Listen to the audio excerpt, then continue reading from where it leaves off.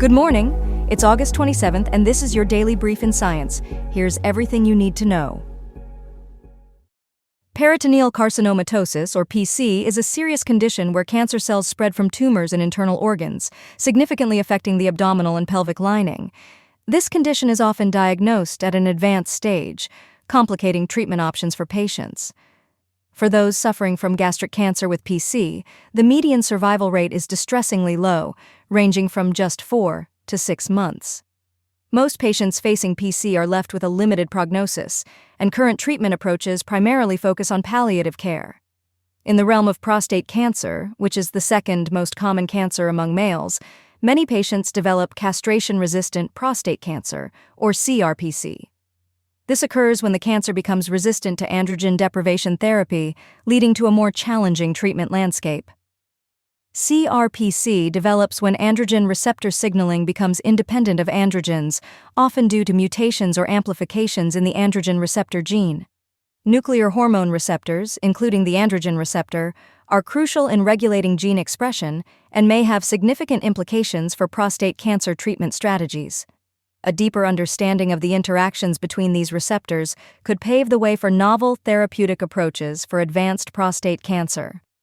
Additionally, specific long non-coding RNAs, such as HOTAIR and MALAT1, have been identified as critical factors in cancer progression, correlating with poor outcomes in prostate cancer patients. Research into these LNCRNAs reveals their significant influence on lipid levels, metabolism, and cardiovascular disease risk, indicating their potential as therapeutic targets and biomarkers. Reverse cholesterol transport plays a vital role in maintaining low circulating cholesterol levels, which can help reduce cardiovascular disease risk. Cardiovascular disease remains a leading cause of mortality worldwide, with approximately 17.9 million deaths annually attributed to lifestyle choices and genetic factors. Despite advancements in understanding non-coding RNAs in various cancers, research into their role in peritoneal carcinomatosis is still in its early stages.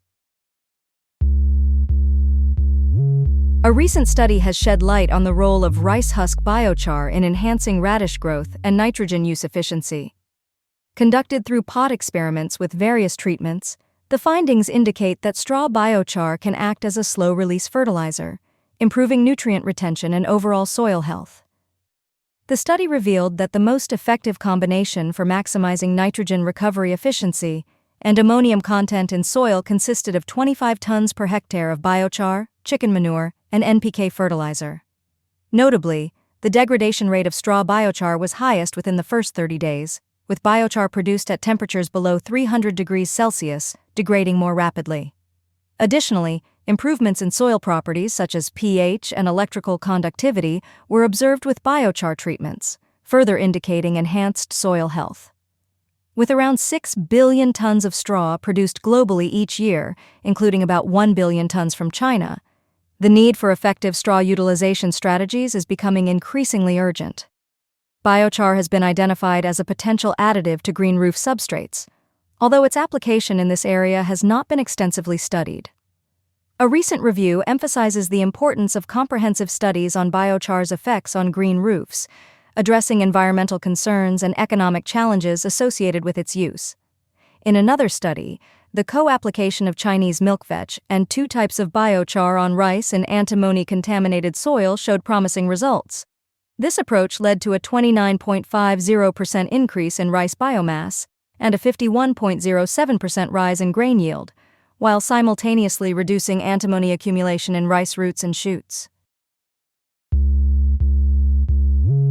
Recent research has uncovered the potential of wood distillate as a natural product with promising antioxidant and anti-inflammatory properties, positioning it as a candidate for various medical applications.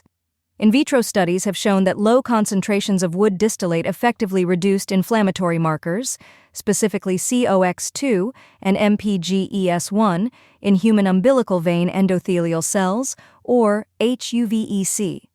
Additionally, treatment with wood distillate resulted in decreased levels of reactive oxygen species, indicating a reduction in oxidative stress across different cell types. The study also highlights the importance of recycling and valorizing chestnut byproducts, contributing to environmental sustainability and promoting a circular economy. Chemical analysis of these byproducts revealed significant amounts of bioactive polyphenols, particularly elagitannins, which are known for their health benefits. Furthermore, the chestnut extract demonstrated antimicrobial activity against Staphylococcus aureus and Escherichia coli, establishing minimum inhibitory concentrations for both bacteria.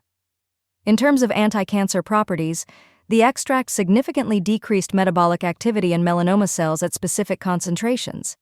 Tests focusing on intestinal cells showed that chestnut extracts inhibited the release of pro-inflammatory mediators stimulated by inflammatory cytokines, reinforcing their anti-inflammatory effects. Despite a reduction in total polyphenol content after simulated gastrointestinal digestion, the extracts retained their anti-inflammatory and scavenging activities. The study noted that the bark of the chestnut tree contains a high concentration of active tanning substances, primarily tannins, which are crucial in various industries. Optimal extraction methods for elagitannins were identified, with the highest yield achieved using a 10% sodium hydroxide solution.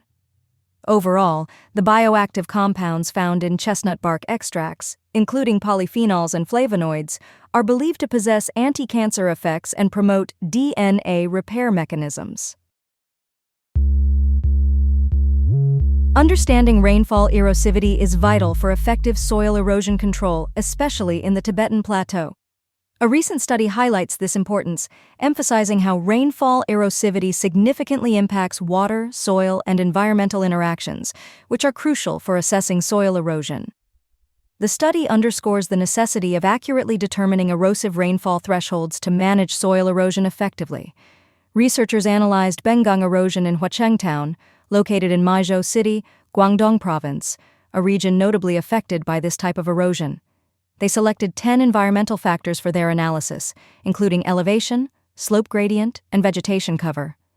Using the Maxent model, the researchers assessed the susceptibility to Bengang erosion and compared its effectiveness against the random forest model.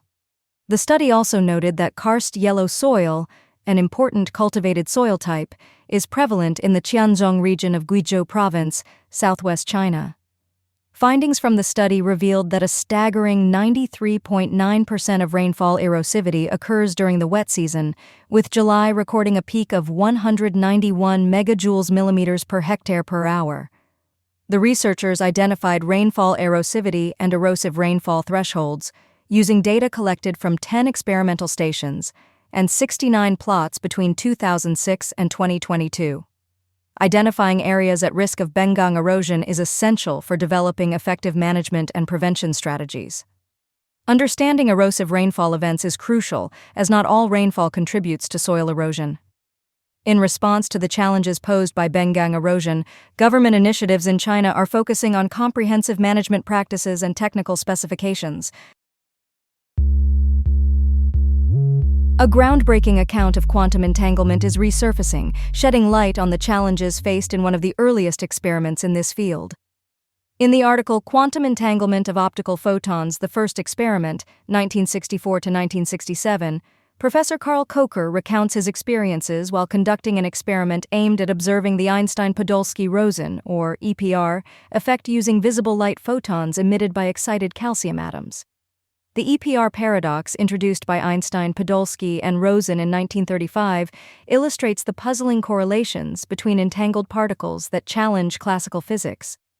This paradox reveals that two entangled particles can display correlated measurements even when separated by large distances, defying our traditional understanding of physical interactions.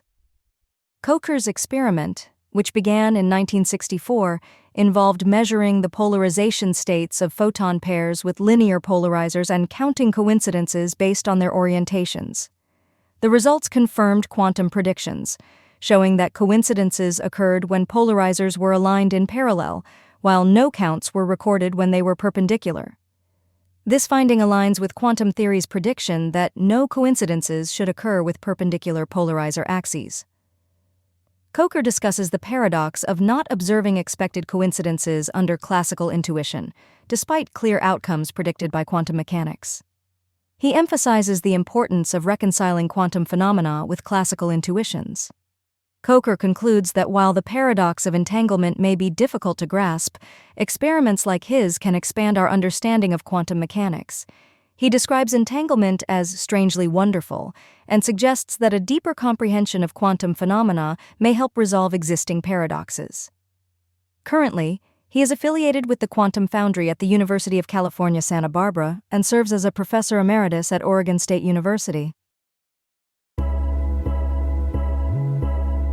This has been your daily brief in science. To read more about these stories, follow the links in the episode bio. You can also subscribe to these updates via email at www.brief.news. For more daily podcasts about the topics you love, visit brief.news/podcasts. Tune in tomorrow. We'll be back with everything you need to know.